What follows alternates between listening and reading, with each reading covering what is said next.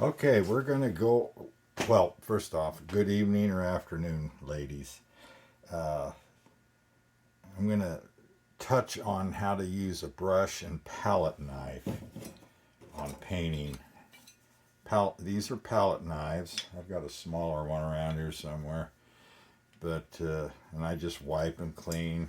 Obviously, they have stuff on the handle, but that's all right. And brushes, all different types. When I do another video probably tomorrow on how to do pour painting, I'll show you what these guys can do. And hang on, let's see, I'm not too organized. I have three types of canvases there at Michael's. Level 1, they're cheap, like this. Level 2 has a little more wood on here for a stiffer frame. Level 3 is always the green. This is a 10 by 20, and it really has a strong frame. So these are high priced. I wait till there's a sale at Michael's when you get maybe buy one get one free, or 50 to 70% off.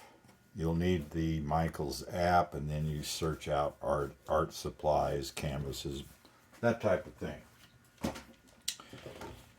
And if you have a canvas that sags, get your little spray dispenser and just spray the back. Let it dry for 10-15 minutes, and that stiffens it back up. Okay. Now, first thing you need is some water, and you can just about grab anything. I save my Starbucks cups. I also buy these at the store with lids. You can pre-mix something, and it's good for a couple months. Just stir it a little. That's for acrylic, or for the pour painting. But anyway, you will need some water. And what you do is, you don't need a lot. And you always take your brush. I'm just going to do this on this guy. Take your brush and let's see, where are they? Okay. For instance, here, some paper towels. Get a roll, have it handy, and just dip this guy in there, get it softened up, and just dab it a little. And then take your, let's say, I don't want to mess with the copper.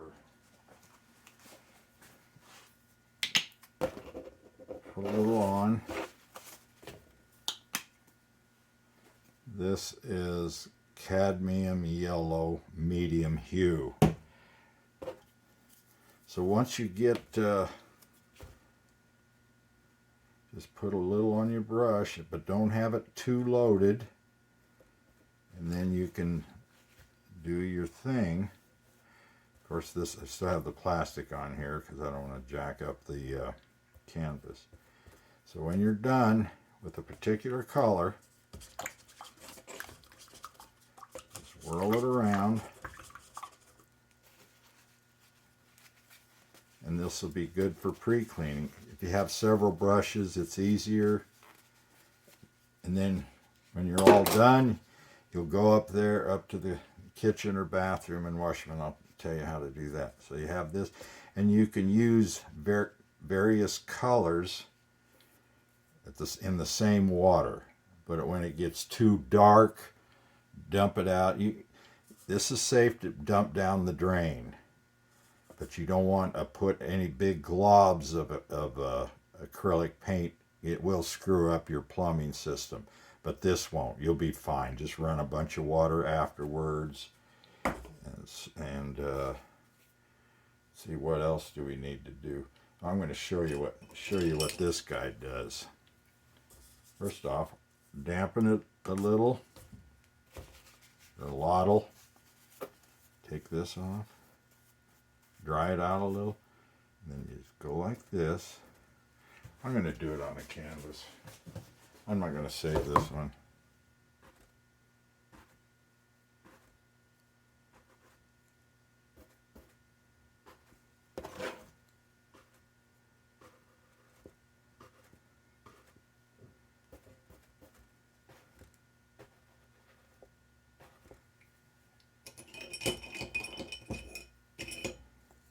And you can kind of clean that.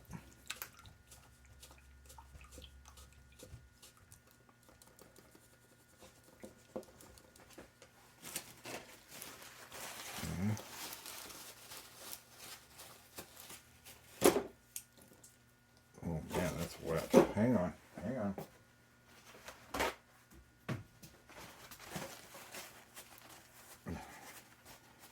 I'm going to dip this in the mixture I have for pour painting, a red. I'll just go like, get the majority of it off, and then well, anyway, you can just use this guy to do all sorts of things.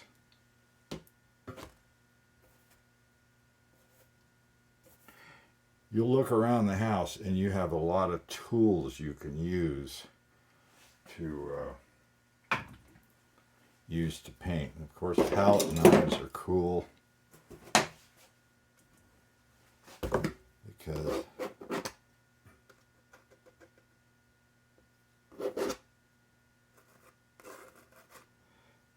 and if you don't like it, you just wipe it off with a wet towel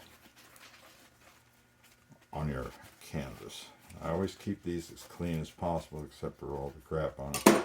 But anyway, there's that. There isn't a lot to this. If you have a palette, to make your palette for your paints, you know, put a little dab of what you need. You will always need white, because you want to, if you want to lighten up a color, you put, say, the red with the white, the yellow with the white. It's harder to add the white after the original color. And don't add black to a lighter color because it just takes over.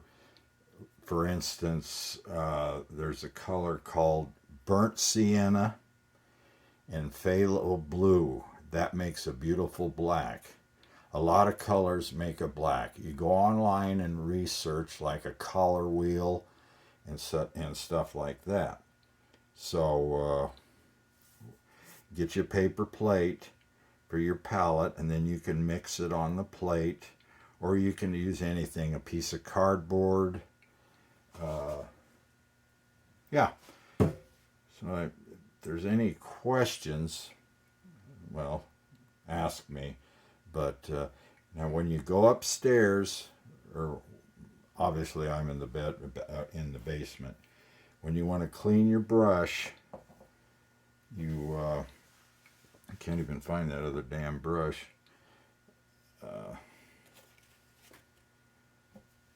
Go upstairs, have some warmish water, and put a little hand soap in your palm, hand soap or dish soap, and get your brush wet, and then just dip it in the soap, run it under the water, and you'll see it get fairly clean. Just keep cleaning it.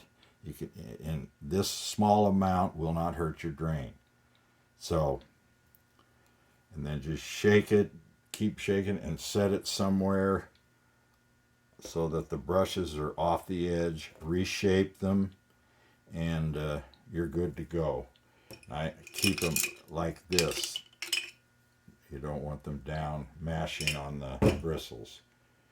So here's different kinds of brushes, real fine ones.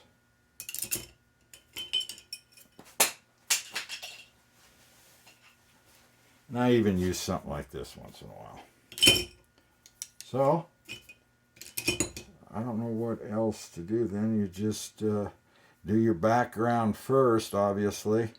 It's a lot harder if you have your main figure, character, banana, or whatever, and then come in and do your background. You usually screw up the lines on what you're really trying to bring out.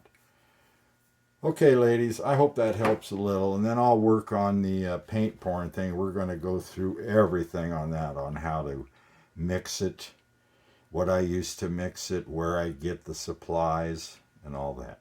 Okay. Love you. Bye.